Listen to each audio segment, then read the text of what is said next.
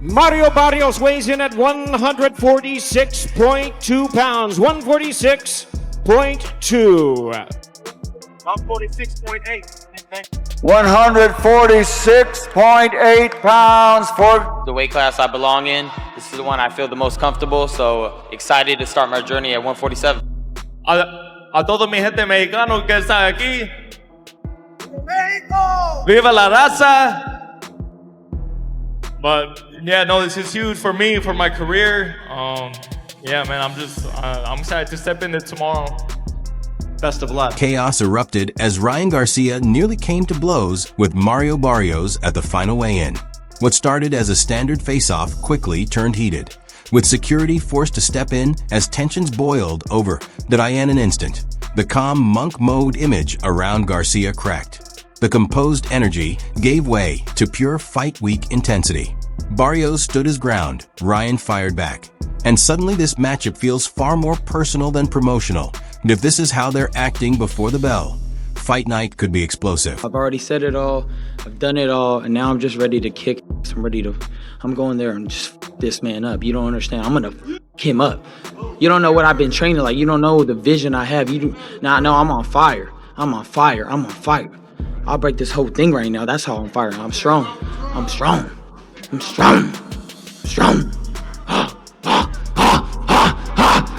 And I'm louder than that whole team. They got like 5 people there. Look how loud. Woo! We couldn't hear you, bitch.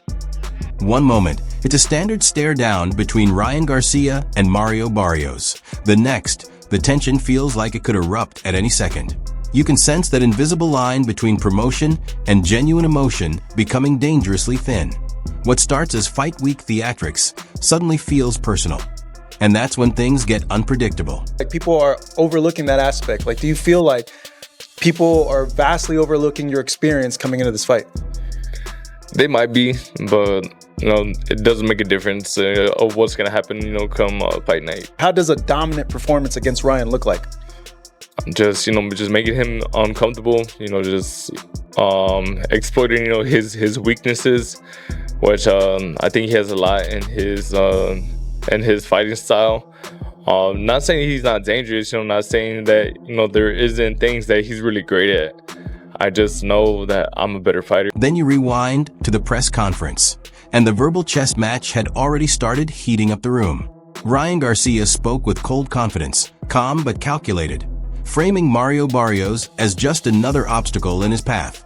There was no shouting, no chaos, just sharp words and subtle jabs. Ryan hinted that he's coming in stronger, sharper, and fully reborn. The message was clear. This isn't the same version of him. And Barrios isn't walking into a normal fight. He's walking into a statement. I just think that I'm one of those guys that I will just beat him. And I just think that everybody thinks he's just some savant in the ring, and I'm just here to take that away. That's pretty much what it is. They thought Devin Haney was the same way. He's unbeatable. That's what Eddie Hearn said, right? And then when I beat his ass, same thing with Shakur. I know people are saying he's pound for pound, this and that, but I don't see it. He gonna have to prove it. I beat him in the amateurs. I'll beat him again, and I will hurt him. You don't understand me? Like, I will humble him in ways that he's never been humbled before. Barrio responded in a tone that was entirely unexpected, calm, almost detached, with a hint of amusement. It was a kind of response that reminded everyone that drama doesn't win fights. Skill and execution do. The contrast was striking. Ryan brought raw, explosive energy, like a spark igniting a fire. Barrio, by contrast, projected a quiet, controlled certainty. One is loud and impulsive, the other measured and unshakable. Anyways, we did been doing some research for Mario. He fought Keith Thurman with 10-ounce gloves. We don't want that. We want 8-ounce. What's that? Keith Thurman, he fought him with 10-ounce gloves. We want 8-ounce. So we want to know what decision you're going to make. Are you going to do 8-ounce or 10-ounce? I want it 8. I want to go at it straight up. Oh, 8? We want the danger. It's already determined. We already got our 8 ounces. Okay. So we're doing 8? Are you Let's kidding? go. Let's go, baby. Let's go. Okay, well, I don't know who we're going to, but we're doing 8-ounce. That's what we get. Oh, no. That's when things heat up. Oh no, 8. When two fighters with completely different emotional states meet in person, tension is unavoidable. The near scuffle isn't just spectacle. It exposes their mindsets. Ryan radiates intensity, focused, driven, practically buzzing with urgency. I think he's gonna be surprised just how big I am. I've been seeing interviews and everything. He's trying to downplay the size difference. He was trying to say it's because I was wearing Docs, but he was wearing platform Converse. So I think that's the main thing that he's gonna be surprised with. Because I know in a lot of his fights, he builds a lot of momentum by walking these fighters down, but I don't think he's gonna be able to do that when he has that presence in front of him. Barrio remains composed, standing like a champion even as words fly around him, his mind quietly calculating every move beneath the surface. That mental duel could prove even more intense than the punches they'll throw once the bell rings. I see a motivated Ryan, which ultimately is going to make him very dangerous inside the ring. But I see a Barrios who is confident, a Barrios who's coming off a draw with the legendary Manny Pacquiao, which counts for a lot because, trust me, when Ryan hits him and he goes down, he's going to get right back up. So it might be a long night for both guys. It's going to be a fun fight. The chaos from the weigh-in flows seamlessly into Oscar de la Hoya's breakdown. The moment he starts discussing the first bell, the adrenaline, the butterflies, and clashing intentions, it's clear this isn't just press conference hype. It's a glimpse into real psychological truth under the lights. Oscar points out that Ryan lacked motivation for the Raleigh fight and paid the price. That observation hits harder than any highlight reel, because a legend is essentially diagnosing a mindset breakdown, not a skill deficiency. I think a lot of things went wrong in his camp.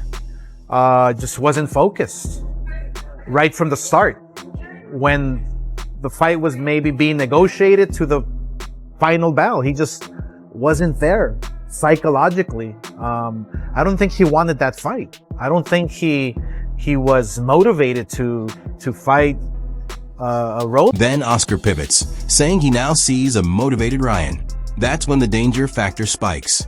A focused version of a naturally explosive puncher is a completely different problem than a distracted one.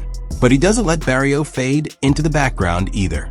He reminds us that Barrio is coming off a draw with Pacquiao, and that kind of experience builds a unique kind of durability. Oscar even notes that if Ryan lands a knockdown, Barrio is the type to get right back up, almost a subtle prediction of a prolonged war rather than a quick finish. And when he calls this a do-or-die fight for Ryan, that line hits hard, tying together everything we've heard about redemption, focus, and the pressure Ryan has carried all camp. Living legend in Pacquiao, and didn't lose. Took the draw. I think that gives him more confidence. We're not going to see the Barrios that we saw with Pacquiao. We're going to see a whole new, improved, stronger, faster, better Barrios because of the Pacquiao fight. So, yeah, Ryan better be in the best shape of his life. He better be, stay focused, in control, and take care of it. Then Oscar layers in the psychological angle, trainers in opposite corners, mind games, and suddenly this fight starts feeling less like a battle of speed versus discipline and more like a test of composure versus chaos management. He points out that Barrio is predictable but relentless, while Ryan is the unpredictable force. That contrast is exactly what makes this matchup feel volatile rather than straightforward. One fighter embodies structure, the other thrives on momentum shifts. Oscar keeps emphasizing that it comes down to who wants it more. On paper, it sounds simple, but in a bout where one man is rebuilding his mental identity and the other is protecting his championship legacy, that question of hunger becomes the hidden storyline driving every punch. It's a matter of putting it together. It's a matter of having the love for the sport once again. Remember what got you here. Don't remember where you're going to go. Remember what got you here. So I see a Ryan that's focused. I see a Ryan that's determined. I see a Ryan that really wants it. So I think come February fight night, it's gonna be a very, very intense fight for both guys. That reflective, almost philosophical energy about lessons and discipline suddenly shifts when Ryan begins speaking. Now, he doesn't sound like a man still rebuilding. He sounds like someone convinced the storm is behind him and the championship phase is about to begin. When he talks about past camps, trainer changes, and chaos shaping his character, it reads as him actively rewriting his own story, framing every past misstep as necessary seasoning rather than damage. That mindset could translate to either elite maturity or unstoppable self-belief. It all depends on what shows up on fight night. Then he casually mentions recommitting to diet, discipline, and sacrifice, which aligns perfectly with the sharper, calmer version of Ryan we've seen in camp footage. Not the highlight-chasing, overactive version, but a more precise, surgical fighter.